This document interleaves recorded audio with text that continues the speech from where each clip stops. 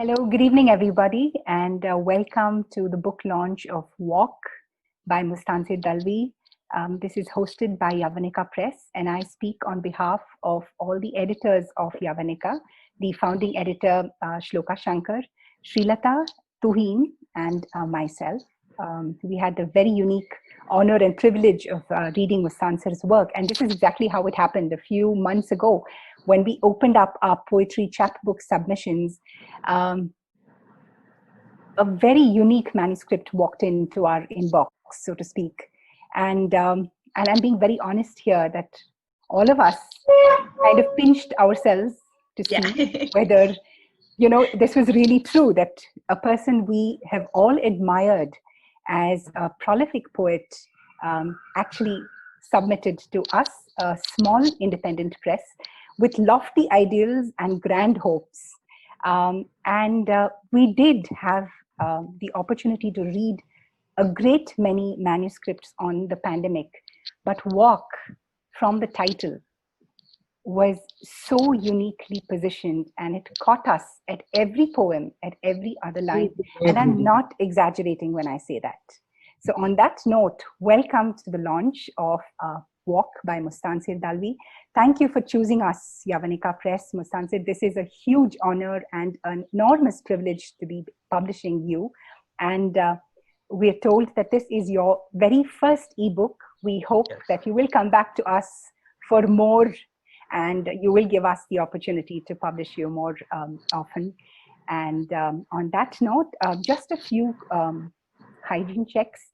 All the participants, the microphone will be muted until the course of the conversation is over, and we will be opening out for questions at the end.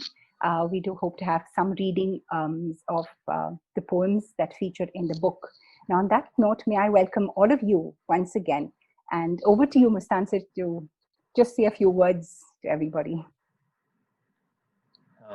Thank you, Shobna. And I have to say that it's both the privilege is entirely mine, as is the delight of submitting a manuscript to Yavanika Press, and the entire process of interaction with, especially a very lovely editor like Shloka, who has been patient and kind, and at the same time, given a lot of suggestions that has made the manuscript even better. It was just a little different from what it is today, but I think the whole process of fine-tuning starts when somebody else starts to look at it, right. And I'm very, very grateful for that input.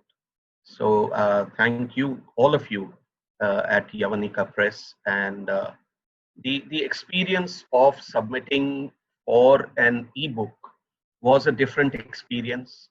In fact, I wrote these poems very specifically so that they could be submitted as the ebook. I think you had put out the call several months ago. Yes. And I since it came to my notice, I said, this is a place to try. And it was a wonderful format. You write few poems and you write very short poems. In a sense, both these things were new to me. So it was great doing that. And of course, by then we had probably the first couple of traumatic months of the lockdown, where what we were seeing all around us was, it wasn't so much the pandemic, but the general chaos that was the outcome of that. And right from the beginning, you could feel that all this was really, really unnecessary if it only could have been handled before. But then what happened seemed to take a momentum of its own. And it just led to a sense of helplessness and frustration, which in a sense got channeled through some of these poems, and then became a thematic kind of book of poems. So that's the kind of little background to Walk. And I'm sure when we get into the poems and start a discussion, we can talk a little more about this. So yeah, I mean, these are just a few things I have to say. Right. Thank you. Thank you so much for that.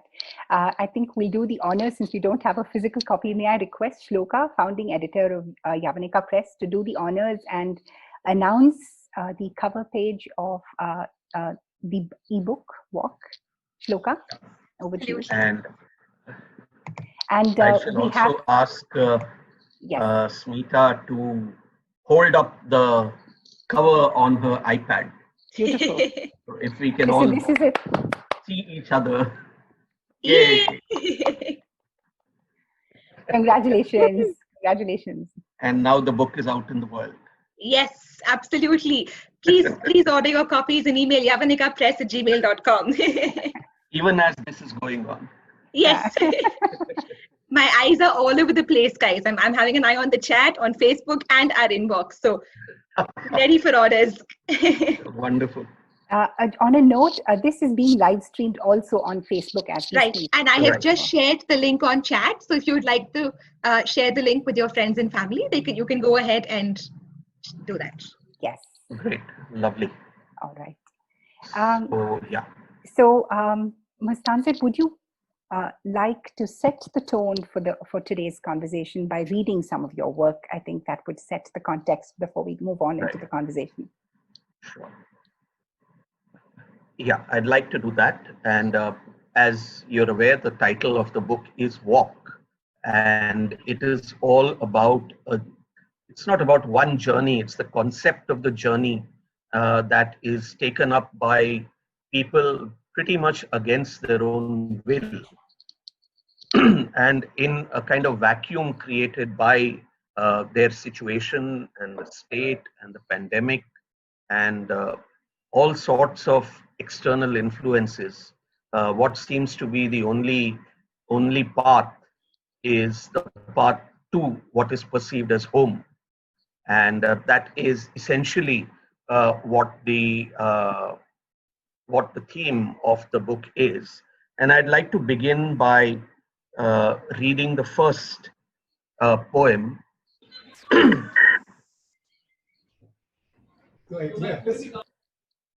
This poem is called Geodesic.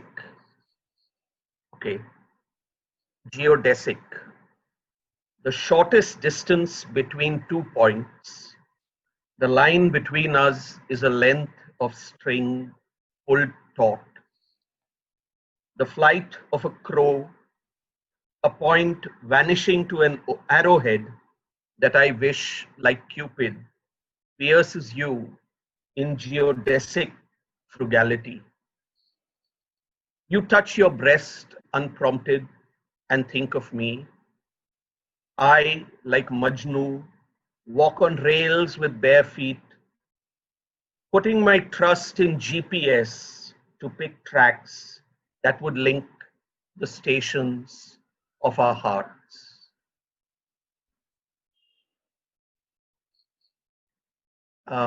So this was the first poem. All the poems are small, short poems, and I think most of the ideas get compressed and concentrated within that as well.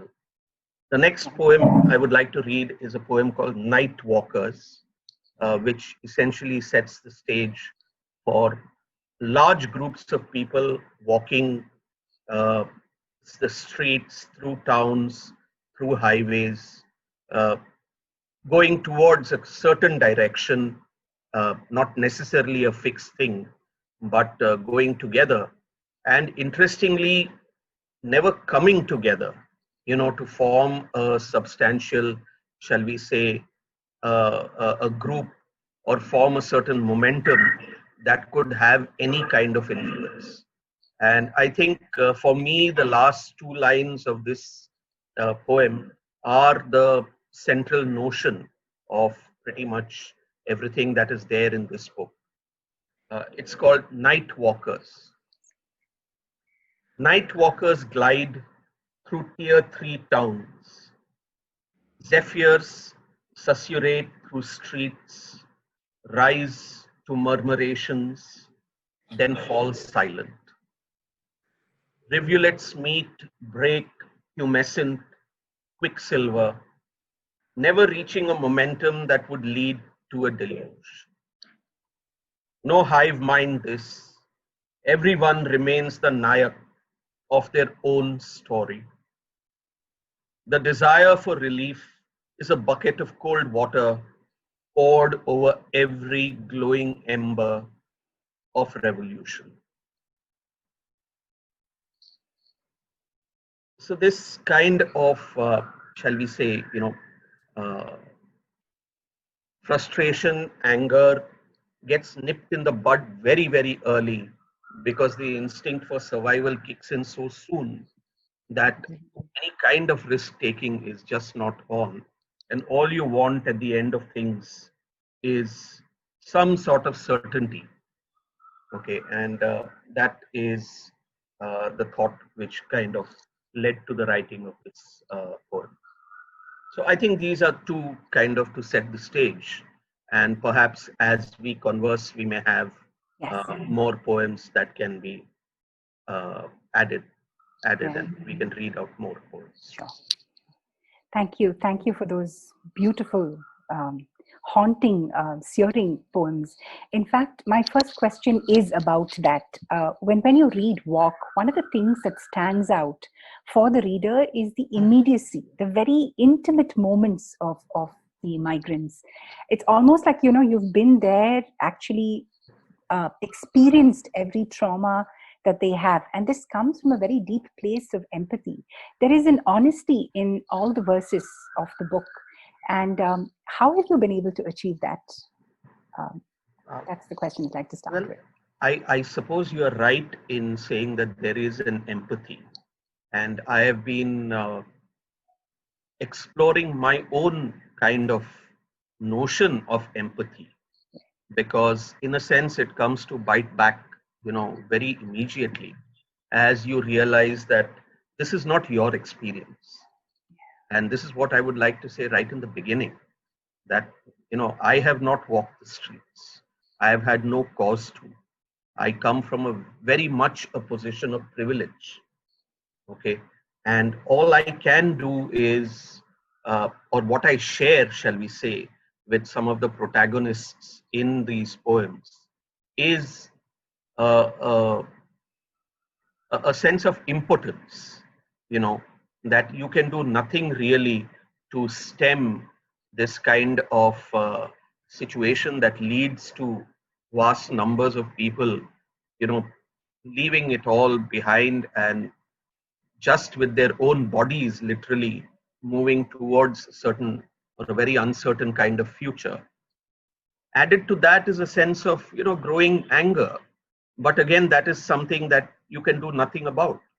Yeah. At the most you can perhaps, in a position like ours, donate to certain charitable kind of places where that they will help in some form or the other the people who are helpless, dishoused, out of work, walking in this kind of manner. The helplessness is a trait that I share with the people in the poem, but I can definitely not say that that is my experience. So I wouldn't say that at all. Yeah, I would like to recall what Wisława Szymborska, the Nobel laureate, speaks about this very aspect of shared experiences. You don't have to go through an experience to be able to write about it if you are that good a writer. And I think you've done a great job, bringing that empathy, because she talks about how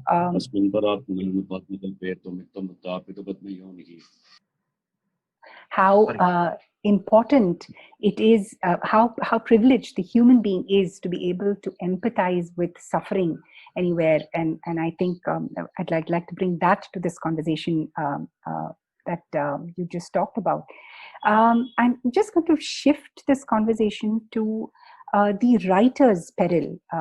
I've read one of your articles in Scroll, and you talk about Shirley Jackson's The Haunting of Hill House as your pick for solitude during this moment.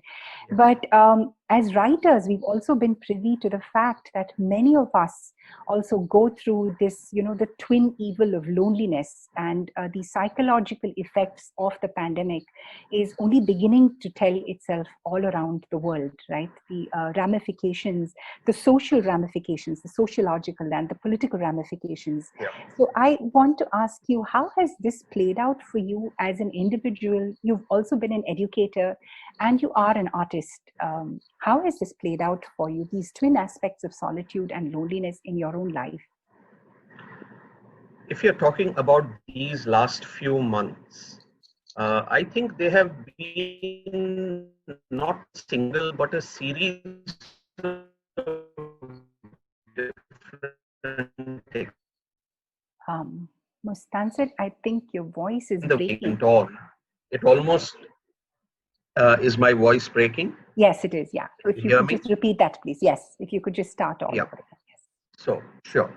What I was saying is that it's not a singular experience, but a series of quite varied experiences over the past 5.5 months. Okay, right from the time when the first lockdown started and everybody was, happy to go along with it because you knew the consequences of the pandemic, and you kind of stayed at home and just self-quarantined, self-incarcerated. And then that experience has modified, it has undergone certain changes. As far as an educator goes, it also, all I can say is that it kind of coincided with the summer vacation, so that wasn't such a big problem in the initial stages.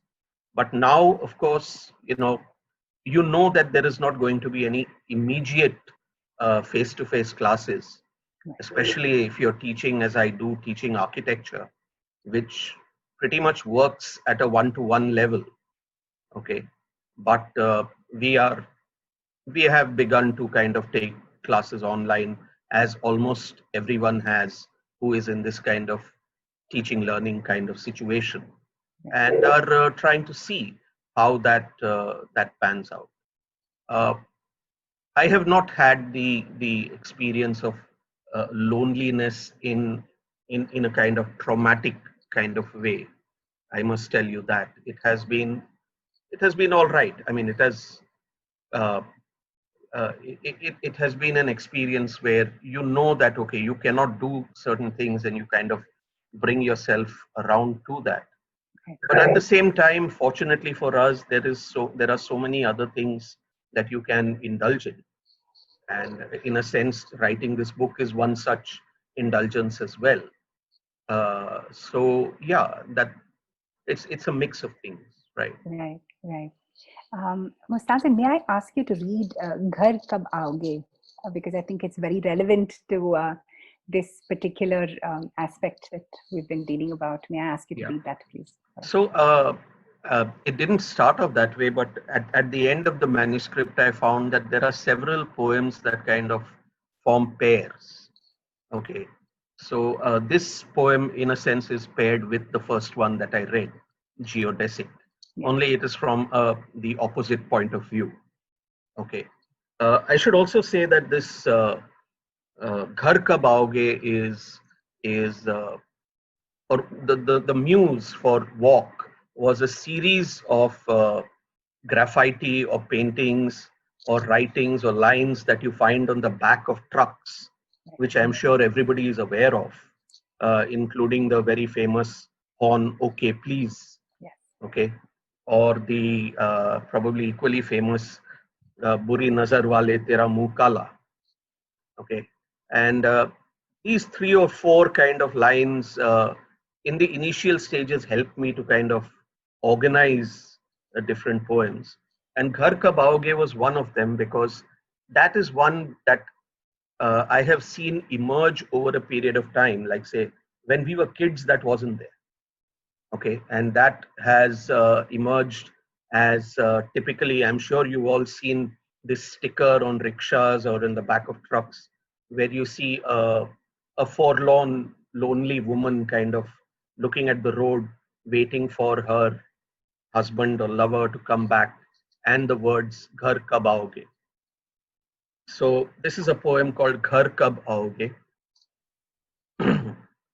Your last WhatsApp was 14 days ago. I was 14 when you were married to me. Now you only have the clothes on your back. Does it matter? What are clothes between us but impediments to annihilation? I wait by the door with a bottle of salve for your blistered feet. Have a care. All roads to home are barred and guarded. Come by way of the roofs, dear, as you did when I was 13. Thank you for that. These are times when you read a verse like this, one must pause, think, and reflect, and take it, take it slowly, because it plays on you at so many different levels.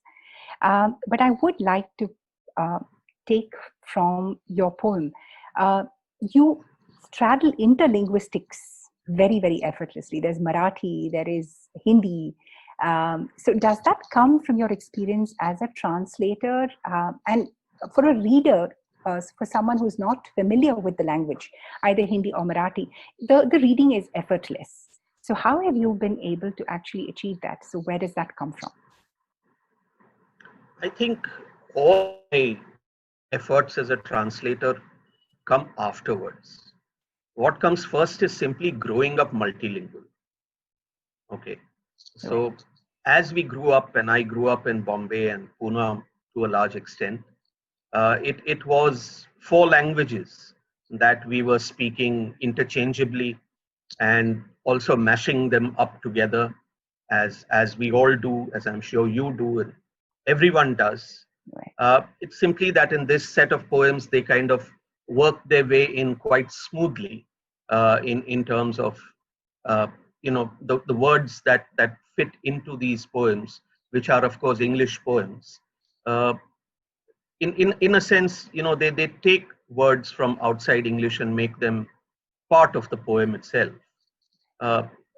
They came effortlessly, I must say that, because essentially I'm just writing the way we speak.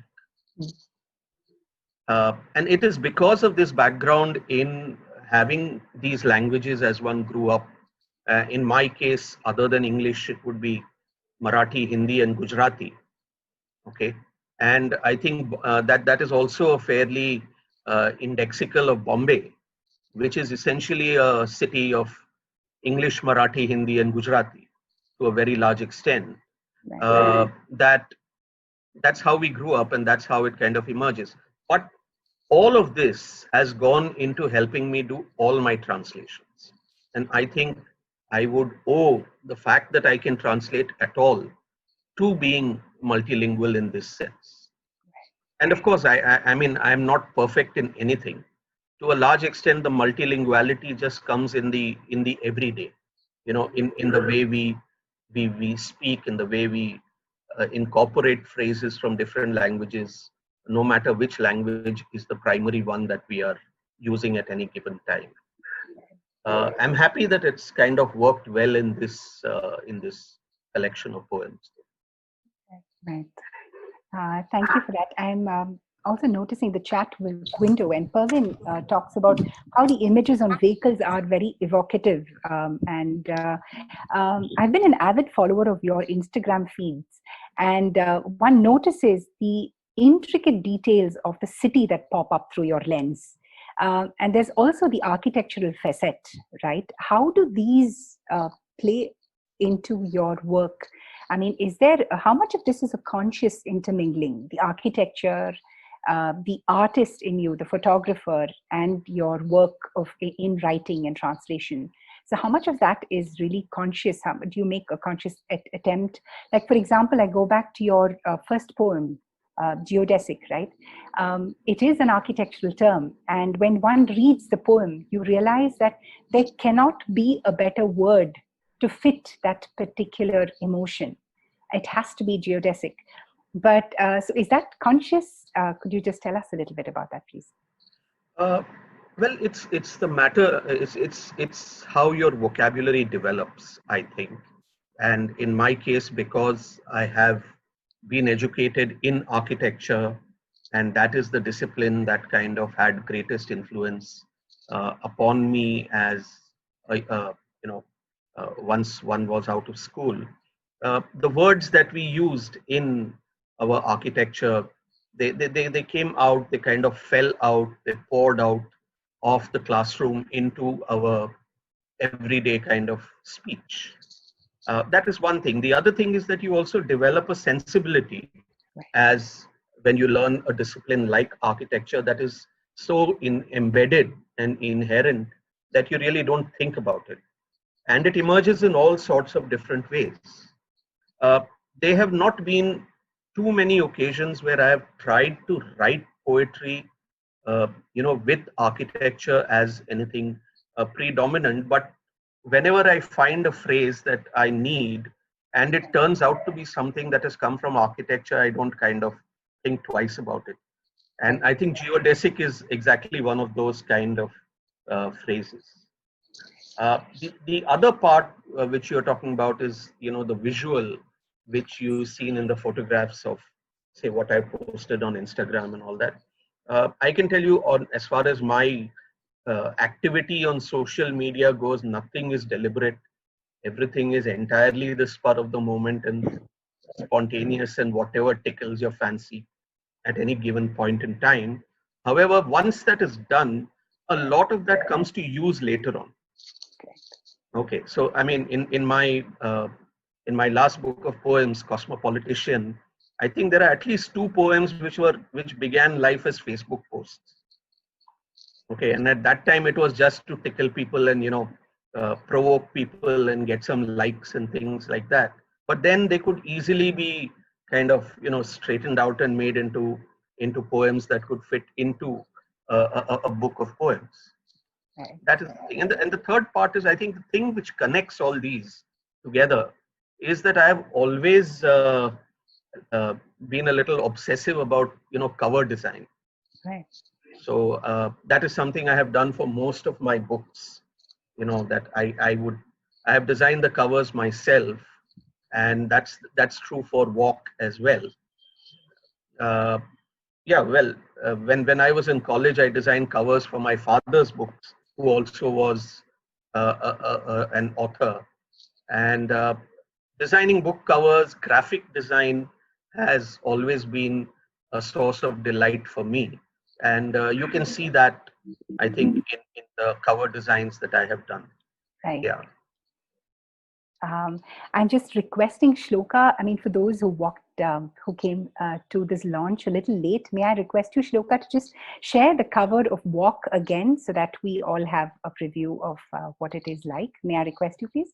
Yes, just a second. Yes, please. Thank you. I mean, just to give you the idea of the simplicity in the design and what it we're trying to just share it on screen so that, yeah. Can you see my screen? Yeah.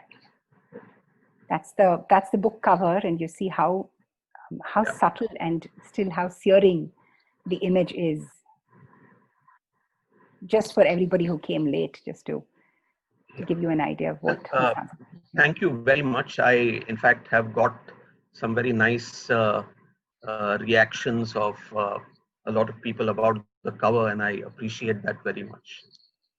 I have to tell you, it went through a series of iterations, and I'm sure Shloka can tell you a little more about it. But I'm quite pleased with what we have ultimately got here. Yes, I think this works perfectly for all the reasons we discussed. Yeah, I know. So you see, I must mention here that this is part of what I mean as good, the really good process of editing. You can go back and forth in such a nice way, and things get better and better, and you can develop things with it. Thank you for that. So I'm going to take this conversation back to another favorite poem of that features in Walk, and of course the eternal favorite Kolatkar. who is, I mean, Kolatkar is a refrain that you keep going back to in your other works also. I've noticed that. So, I mean, it comes out in Walk as well. Would you please read the poem for us and also tell us a little bit more about your engagement with Kolatkar? We know you've, widely translated him for your personal use, but please tell us a little bit about Kolatkar and read the poem for us. Shall I read the poem first? Please, whatever, please. Yeah. Okay. I have actually worked with a poem by Arun Kolatkar over here. This is a poem in Marathi from his book Arun Kolatkarcha Kavita. And it is a longish poem, which I have kind of worked with. So the name of this poem is Mumbai Ne Bhikes Laula. And it is a very famous poem of his in Marathi. The translation of the title is Bombay Beggared Me. And just like in this poem, it has a person who kind of leaves Bombay because his experience of Bombay has not been very good. And then in the process of leaving, he encounters a series of experiences of different sorts, meeting different kinds of people. And in the end, he kind of meets a group of people that changes his mind about leaving Bombay, and then kind of returns. And that is more or less what the poem is about. Now, this is my kind of version of Mumbai Ne Bhikes Laula, or Bombay Beggared Me, after Arun Kolatkar. Bombay beggared me. I sold all my things for a bottle of Bisleri. In a town with no name, NGOs provisioned me with sattu and jaggery. I met a truck driver, told him about myself. The man drove away, quoting scripture, etc.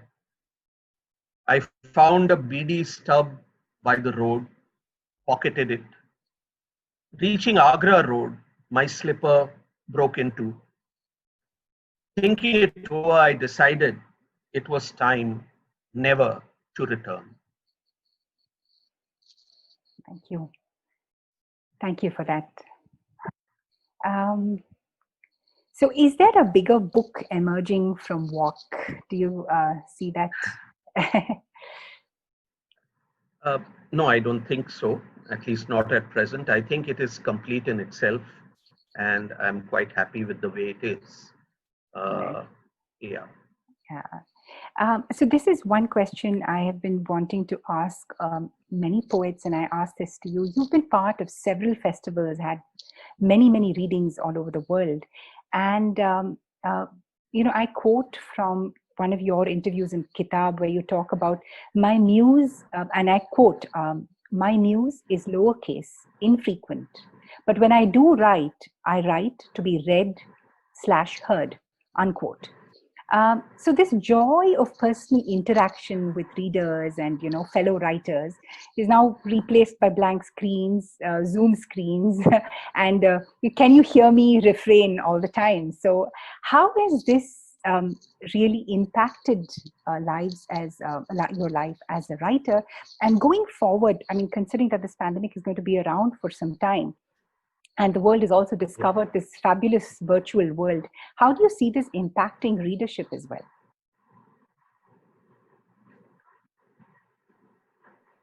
I think in both ways, it hasn't had a very great impact, because the virtual world allows you to do, to a very large extent, things that you would have done in the real world as well, which is essentially publish your poems in a manner that others can read.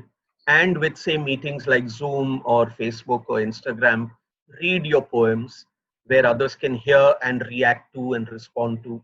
So to that extent, I think it's not a bad experience at all. What one definitely misses is the collegiality of just sitting across with poet friends and shooting the breeze, and that is something I miss terribly. Because whenever we have had poetry readings and all that, it's always a before the reading and an after the reading. That is what really drags you to the reading, And while you're doing it, of course, you're aware of an audience and you relish their feedback and what they have to say about your poems. But the collegiality that, at least in Bombay, we have this wonderful collegiality of poets who come together quite frequently, and poets who set up events that bring us together frequently. I can only mention Anjali Purohit, who is here, who has the Cappuccino Adda, or Vinita and Suhit, who do things with Pen at Prithvi, and so on. I mean, these are just two examples out of many. We miss that tremendously. Yeah, yeah. Here's to good times, and we hope they come back soon. But on that note, I think so. I speak for many of us here. I don't think we would have ever been able to attend a physical launch of your book. So I think a lot of us here are very happy to do so, Mustansir, and be part of this. I'm so happy at the reach that this launch actually has. Yes. It's definitely, when we have launches even in good places in Bombay, such as at Kitab Khana and so on. Right. We would have probably an audience of just like this, 20, 25 people. Right. But here, if we probably look at the people who are attending here, 20, 25 people from all over India, yes, and perhaps even outside India. And that is really unmatched, and I really appreciate that. Yes, we do have our former editor, Kyle Hemmings, who is logged in from the US to be part of this launch. So how nice. It's truly a global launch that sense. This is just on a light note. Mustansir, what are your first to-dos, your bucket lists post-COVID in each of the spheres you work in? I mean, just to lighten the conversation, that's about it. After the whole thing is over? Post-pandemic. Oh. Well, I suppose the first thing that I would like to do is, with my wife, is go out and travel, because this pandemic actually has affected at least two very nice trips that we had completely planned. So that is something that has to be undertaken first. Right. All right. And here's to that. And this is my final question before we request you to read from a few more poems from your work. And this has to do with exactly the plight that you have highlighted. One, on the media overdose that we are relentlessly, badgered with. And this happened even before the COVID times, right? There, on the one hand, you have a media overdose of whatever we're witnessing. And then there is the artist's voice, which only reaches out if you are discerning enough, if you care to pause enough.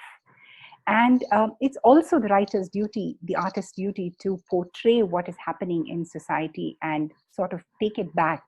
And so we become the archivists of what is currently happening. But what would you like? I'd like to know your thoughts on that. This contrast between the media overdose that we have and these very important voices, like this book, for instance, must be read by those who are in decision-making powers. So I'd just like to know your thoughts on that before we move on to reading. I think by media overdose, perhaps you mean the mainstream media. Yes, absolutely. Okay, perhaps you mean something like television and so on. So I think over the past few years, really, we've slowly come to the understanding that you will get nothing from television, really. And that we now have alternative kind of spaces that really allow us to carry out extremely civil conversations, say like this space that we are in right here, okay, and have a lot of diverse points of view nevertheless come together. And I think these are the spaces that we now tend to occupy more and more, and rely less and less on the mainstream media in terms of getting knowledge or wisdom or even awareness, editorials, so on and so forth. I don't think that television really is of much use anymore. But these alternate spaces are the ones online spaces, online forums, journals, uh, some the way you govern your own social media, I think, makes a big difference in muting a lot of the cacophony Right. of the media that you talk about. Right. So it is a very active kind of thing. It's not something that is you just swallowed as one did when in the heydays of television. You Right. just sat there and absorbed everything that was coming to you. It is Right. no longer the case that way. You Yes. you have to mediate everything, perhaps just for your own sanity, if nothing else. Right. Right. And you've portrayed this so beautifully in Parle G. Could you read that for us, please? Parle G. Yeah. Parle G is written in the form of a prose poem. Yes. And the reason why I wrote a poem called Parle G, because I think a couple of months into the lockdown, there was this news item that as the economy was going into a major downturn, Parle G was having a boom time. Okay. And it just the thought, that why are people eating Parle G in such vast amounts? And I think this poem is not really the answer to that, but the fact is that it is a kind of universally accessible food. Okay. And uh, uh, universally maybe even affordable food. And because of that, it is holding up to a very large extent, maybe the nutrition of people who are severely affected. But this is a different thing. If you want a little bit of background, the experience of this actually comes from an earlier set of experiences that I had. If you remember, about 10 years back, there was the pulse polio, uh, uh, what shall we say, the whole enterprise of giving polio drops to infant children. And I was part of that to a small extent, of going out of, to the more rural areas from where I stay, and, going to brick kilns and giving polio drops to very infant children who were the children of workers. And these small, 4 or 5 biscuit blister packs is what was given to them at that time. And it came as a shock to us, in all our privilege, that a lot of them did not even know what it was. Okay. And we had to tell them, okay, these are biscuits, you tear it open and biscuits are within and all that. It's unbelievable, but that's how it was. And that kind of memory kind of channeled itself in this poem. Parle G. What's this? The girl holds up a pack.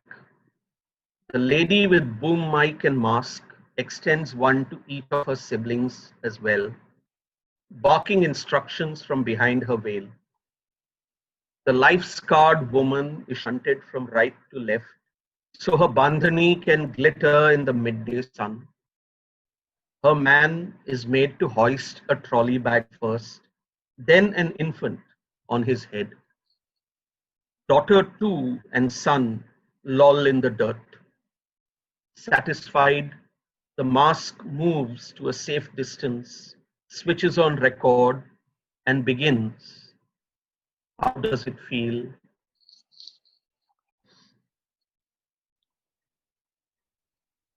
Thank you for asking those questions, Mustansir. Even if some of us don't sleep well today, we hope that somewhere down the line we will find answers to that. The audience, may I request you to please post your questions if you have on the chat, and we will be opening it out for conversation shortly, right after Mustansir reads a couple more poems. And there is also a live Facebook feed going on, and Shloka is keeping track of that, and she will be bringing back questions from the Facebook Live program.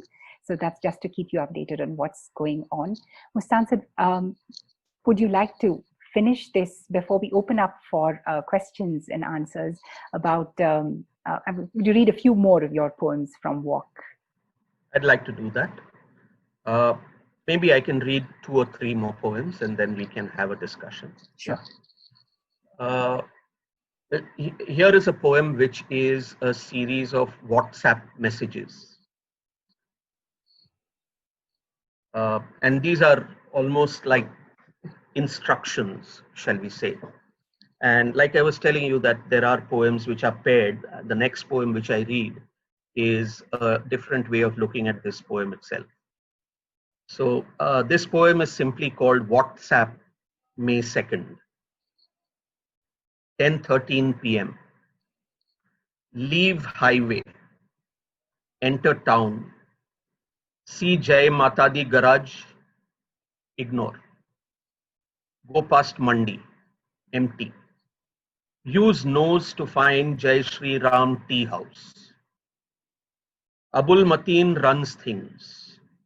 Talk nicely, and he'll even give you a naan khatai or 2 to dip in his adrak chai. As long as you like. Best leave by midnight. Forget not. If you hear siren, hide. If you see police, run.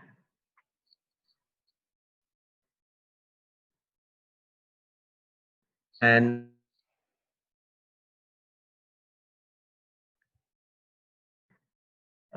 you will find certain familiar things here as well. Lockdown. The painted God King on the rolling shutter of the Jai Shri Ram Vaishnav tea house offers salvation, not libation. A bitch has had a litter on the stoop. Mother is well. Her peripatetic spouse has his way with a severed hand. Jai Mata Di garage is now a chassis cemetery. Murderous covens of crows convene on corpses of trucks. Tires roll out of this one street town all by themselves.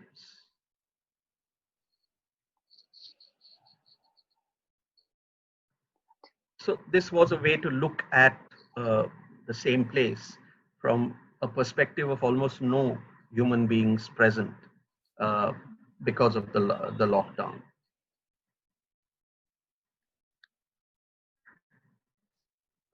I'd like to read the last 2 poems of this, and this is again perhaps a cause of frustration and anger that kind of channeled itself in the writing, and that is that you can reach your destination, but really what use is that?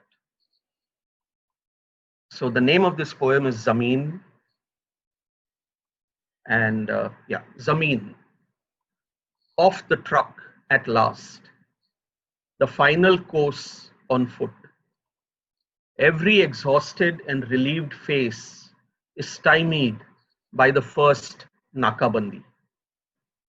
They gather in small groups, confabulate. The most personable is the chosen one. He approaches indistinguishable eyes, fashions a smile. We are home, he says, raising a palm to his face. Fuck off, says the man, raising a lathi over his head.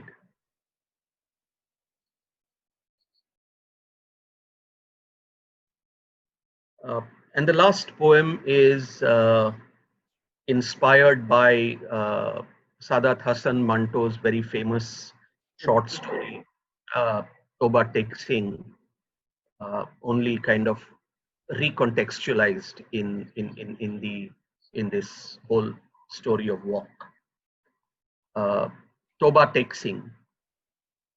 Behind barricades, a town stretched to infinity. Guarded by policemen masked like dacoits and aliens in white spacesuits. They wave him away, gesticulate U-turns. Toba Tek Singh, the man who never slept, stands resolute on no man's land between highway and home. Toes are gnarled roots, carves the bulbous base of temple columns, too engorged to fit into any footwear. Thank you. Thank you. This is heartbreaking work, really. Questions are pouring in, so can I hand it over to Shloka? Shloka? Yes, I'm here. Just give me a second. Yes. Yeah. I'm just copying. For those of you who joined late, Shloka Shankar is the founding editor of Yavanika Press, the imprint of the Sonic Boom Journal. We publish haikai forms and short forms of poetry, and of course poetry and visual art as well. And she is my editor for this book. Yes. What a treat it was working with you, Mustansir. Seriously, thank you so much for having given us the opportunity. Right, so our first question comes from Pervin, and she writes, since you work with architecture and design so closely, does artistic form and structure inform your poetic form and structure, not thematically or in vocabulary, but in the actual structural composition of the poem? Choices of lines, white spaces, gaps, alignments, etc. Yes, and yes. All right. It's inevitable. I mean, I've always had, well, the first thing I think why do you write poetry is that you have to like what you do. And one of the first ways in which one does that is the way it is laid out on the paper. Okay, what a poem looks like once it is on paper, I think has always been very important for me. This is from our associate editor, Tuhin. And he writes, bringing up Kolatkar again, because how can I not? How has his work affected yours? I consider him to be the most avant-garde of the Indian English poets and translators, at least in terms of language representing over representation. The terseness, wicked almost, his jagged enjambments, which I like to call it, the serious newness in everyday language, as well as a literary recklessness, glimpses of these traits can be noticed in these series of poems. Your thoughts and comments on the same lines? Well, thank you, Poon. Kolatkar is a very important influence for me. He is also an ongoing delight to interact with. I have not only, let's say that, reading Jesuri at many years ago, actually, in a sense, freed me to write my own poetry.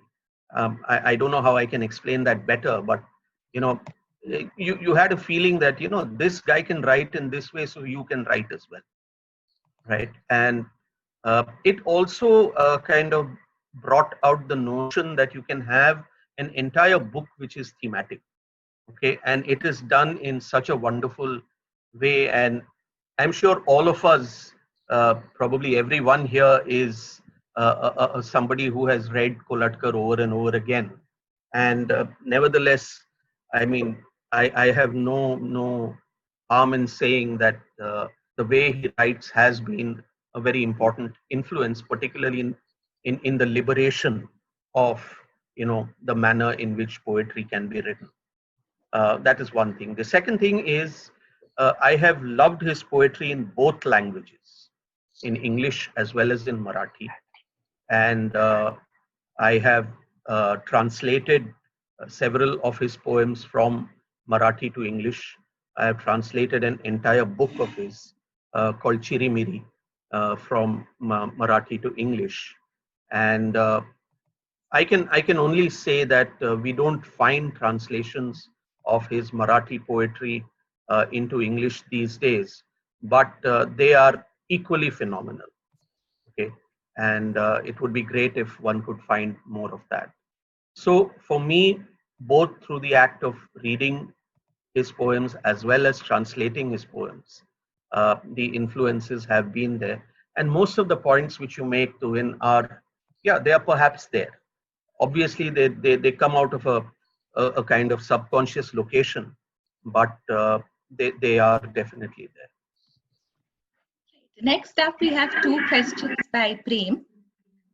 The first one is, given the thematics of the poems, do you see yourself as a revolutionary poet in the tradition of Fez? And how would you compare the acts of translation and writing poetry? Well, the first question is, do I see myself as a revolutionary poet in the tradition of Fez? Well, no. You see, I think the whole point of writing this came out of an almost a kind of reverse situation. You know, the feeling that we just cannot seem to gain a momentum that can lead to revolution. Okay, and that even before revolution happens, you know, cold water is poured over it in a variety of ways. So I don't look at myself as that. However, I'm most happy to call myself a translator of Fez, and I have enjoyed translating his poems, many of his poems, many of his very revolutionary poems, which help to kind of you know, build yourself up to a certain way that makes you feel that perhaps, you know, things can happen. So these are contradictory impulses, but uh, my relation to the tradition of Fez is through translating his extremely beautiful language from Urdu to English, and just enjoying reading him, as opposed to, you know, looking at the notions of revolution and poetry as a revolutionary act. Uh, but may I also say that once these poems are out in the world, what happens to them is not something that is any more in the control of the poet. Okay, and how they are perceived is an entirely subjective view from the point of view of whoever is reading or hearing them. So, Prem, I think this is what I can say. And how do you compare the acts of translating and writing poetry?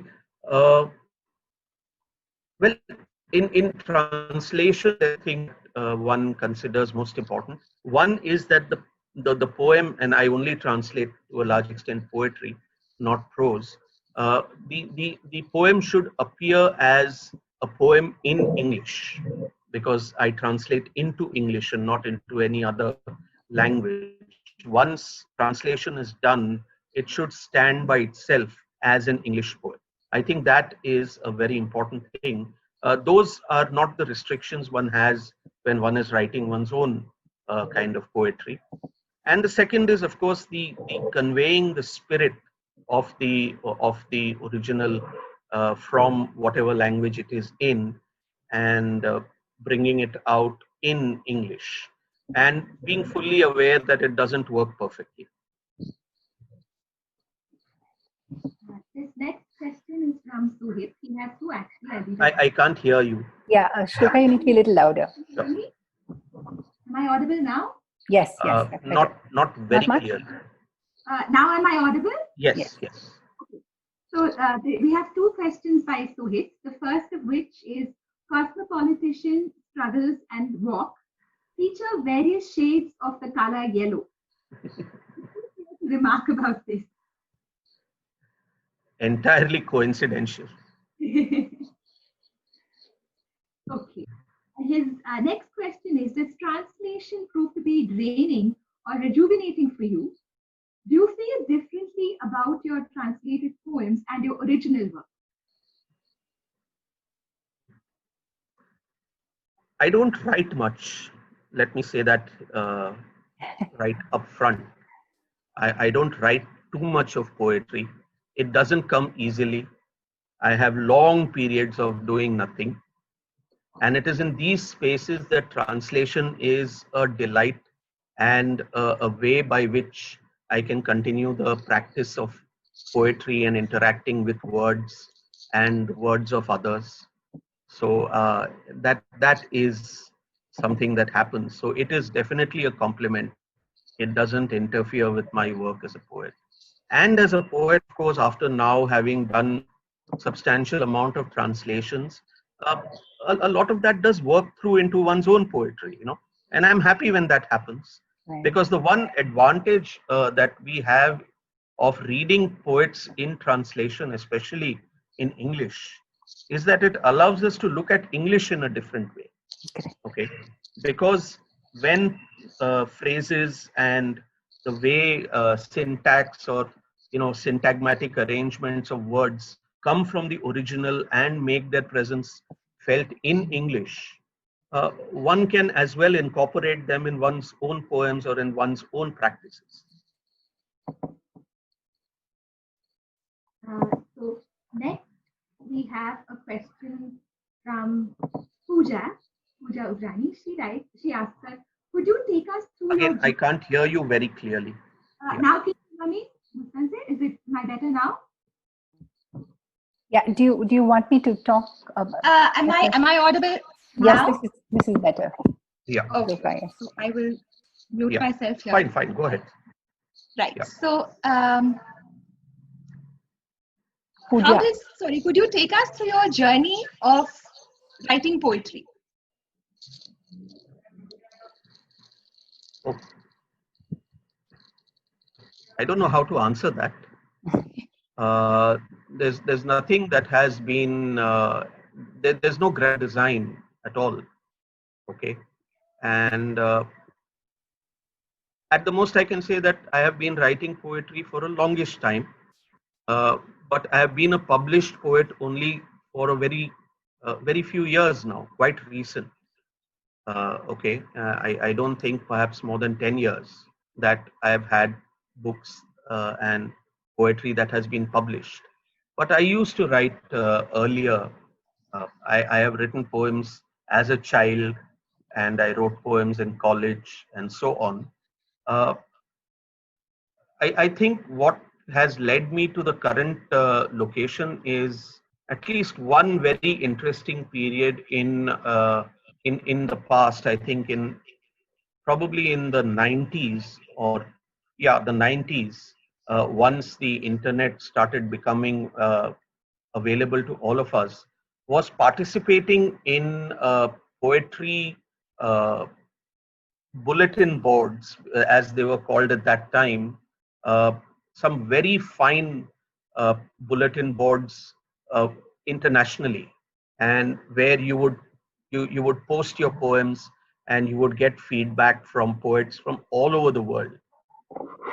And I think a lot of my kind of appreciation of how to write poetry and how to edit poetry emerged from almost a decade of doing that. Okay, and now because all these things have become obsolete uh, after the coming of social media and so on, we have moved into a different kind of sphere. And since I have been publishing poems, then one tends to look at it more from the point of view of where it is being published or whether it can be put together as a collection and so on. But the experience of workshopping poetry through these bulletin boards, I think is very important. Has been a very important influence on me. Uh, the other part is also the act of editing. Okay, it's not only, like I said, I don't write much, but I enjoy the process of editing the poems that I have written, or editing other poems a lot more. A lot of translation is also editing, if you can understand what that means. So that part has also been an important part of my practice in poetry. So it is writing poetry, translating poetry, editing poetry, all these things. It's not a perfect narration of a journey, but perhaps these are the important things that matter to me. Ankush has a question for us. He says, how does your work as a translator interfere with or complement your work as a poet? I'm sorry, again, I can't hear you clearly. Can you hear me now? Yes. How is my work as? how does your work as a translator interfere with or complement your work as a poet? Like I mentioned earlier, it complements my work as a poet, because by translation, as non-English languages come into English, one learns different ways in which things that you normally would tend to convey with certain in certain ways in your own language can now be looked at differently because of ways that they are conveyed in languages that are not your own. And it's a very important resource to kind of build up the richness of poetry in English. I think translations from other languages into English have only added to the overall richness of English poetry. And I think in India, we are remarkably lucky that that is possible because of the wealth of languages that we have all around us. Right. And now we have a question from Tuhin, who asks, who were some of the poets of those bulletin boards from whom feedback was received? Okay. Well,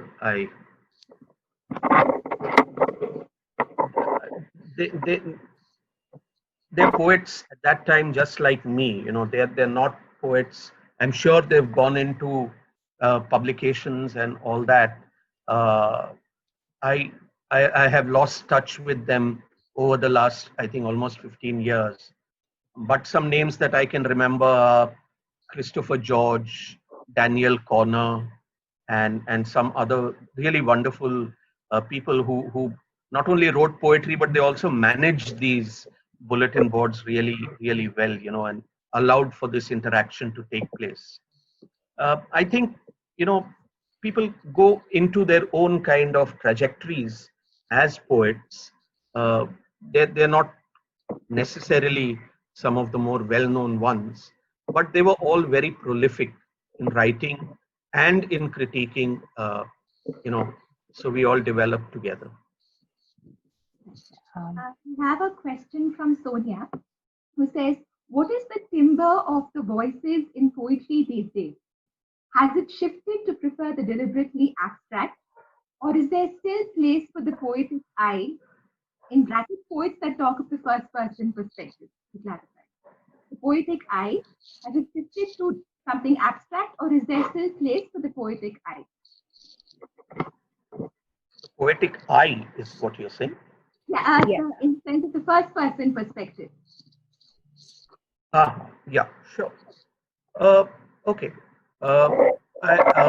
Perhaps you are asking whether one writes poetry that is very personal, okay, as opposed to a much more objective kind of poetry.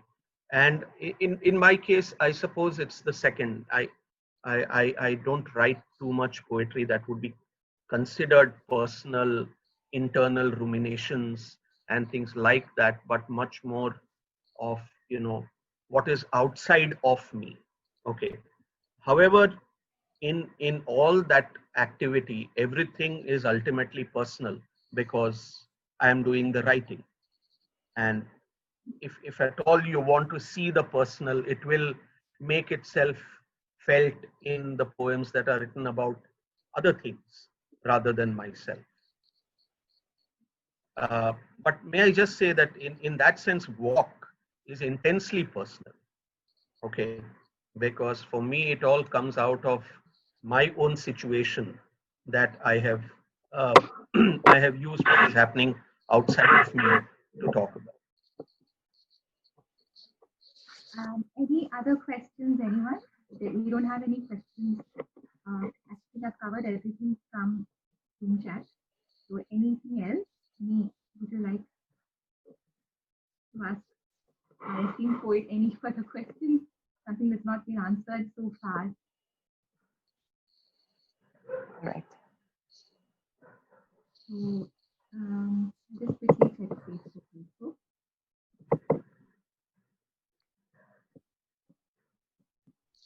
I have a question which I'm seeing here. This is from Sampurna, and perhaps Shobna or Shloka can answer that. is this the beginning of a chapbook revolution? Something that we haven't seen here the way it is seen in the US, for example. Yeah, actually, we did see that, Mustansir, and I replied to Sampurna saying, I think, Mustansir has set the ball rolling, so let's hope that this is a revolution of sorts. Oh, good God, you do not ask for trouble. But Shloka, you could probably elaborate on how many chapbooks that we have brought out from Yavanika over the last 3 years. From maybe you could elaborate on that. Yes, so we brought out about 31 books so far from since 2018. We published haikai forms, which includes haiku. We've not published any Tantra books, but we've included one-line haiku. We're having a Charita book that's forthcoming. We've published Fevers, of course. We've published a couple of prose chapbooks, a Haibun chapbook, mixed genre chapbooks by Kyle Hennings and a couple of others also. And I think the main reason I started Yavanika and why we started off with free downloads for the first 2 years was, again, like Mustansir said, the kind of reach that we've got. And we've really established ourselves as someone who would like to showcase new voices and emerging voices. It doesn't matter who you are. If your work is good, we want to publish it. I didn't even dream that, we would ever get the chance to publish with Mustansir. And it's a huge privilege for us and an honor, an absolute honor. And it's just been so rewarding a journey for all of us. And I could not have done it without Srilata, Shobhana, Tuhin now, and Robin, of course, who handles the haikai editing with me. So, yeah, and I think the whole idea was to remove the shipping. This whole problem of shipping to other countries, and just make it downloadable and everyone has access, and just make it as accessible as possible. That was the whole idea behind the chapbook, and it was going to be a revolution. Great. So that was one of the main reasons I started it. So yeah, I just quickly checked Facebook. We have a question from Jennifer who says, as a poet who has straddled both the analog and digital world and written poems like Parle Ji and WhatsApp, how does nostalgia inform your work, if at all? Nostalgia. Yes. Is that the word? Yeah. Okay. It does. It does. It also informs a lot of other writing that I do, because other than writing poetry, I also write columns and so on. Essentially, I talk about the city, which is Bombay, the city of Bombay, to a large extent through my writings. And many things come from probably very deep memories that are there about the city, about how it was, how it has changed, what are our current circumstances. Also, with my background and education as an architect, one tends to comment upon, some of the more technical aspects like planning and, how the city has developed in its physical and material form. So there too, the early experiences one has as a child, and even as one growing up, they do tend to make their presence felt. So both in my other writings as well as in the writing of poetry, yeah, you can say that nostalgia does play a part. But I hope that one doesn't get too sentimental about it. All right. That is the last of the questions. Thank you so much, everyone who's joined in. And the time. Shobhana, over to you. Yes. How do you best close this such a delightful evening of a lot of learning and beautiful, stunning poetry? May I ask you to close with one poem from you, from Walk, and also remind all of you that it is available for order now. You could email us or post it. The email address in the chat box. Yes. All right. Thank you for a delightful evening. Thank you for being with us, all of you. Thank you for your wonderful questions that you ask in your poetry, Mustansir. I hope you will continue asking a lot more of these questions for all of us to take home and ponder over, and not just think about, but also act upon. Thank you. Thank That's you. what I take back. Yeah, it's been a delight to be in conversation with both you, Shloka, and all the people who are listening in. And thank you so much for some very insightful questions that that I could then try to respond to. That's been a wonderful thing. Thank you. Thank you, everybody. So one final poem from you. Okay, one final poem. All right. This is again, the title of this poem is called Have No Fear, I've Got Your Back. This also comes from stickers on the back of trucks and cars. And in this case, it is a Marathi sentence that essentially says, have no fear, I've got your back. And this is particularly seen behind the vehicles of devotees of Sri Swami Samarth. And this kind of influenced this poem. It's also here where perhaps the pandemic and its symptoms are fairly overtly mentioned, and then what happens because of that. So, have no fear, I've got your back. She still heaved deep, dry coughs when we left her in the shade of an outcrop, not 30 kilometers from Jhanjarpur.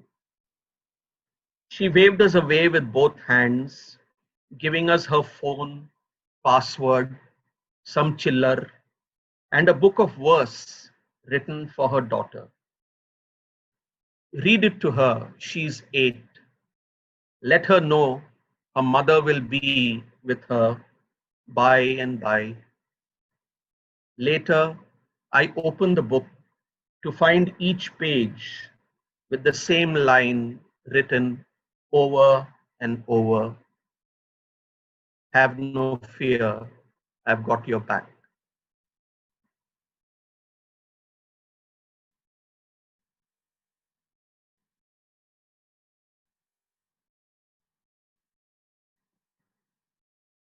Yeah.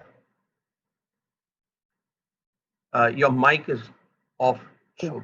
Thank you. On that note, Mustansir, thank you very much. We will say goodbye to all of you, but not without thanking the person who's made it all easy for us today. Rohan, thank you for being the technical person behind this, and thank you, Niranjan, for hosting us. Yes. They're all part of our extended team, Mustansir and everybody.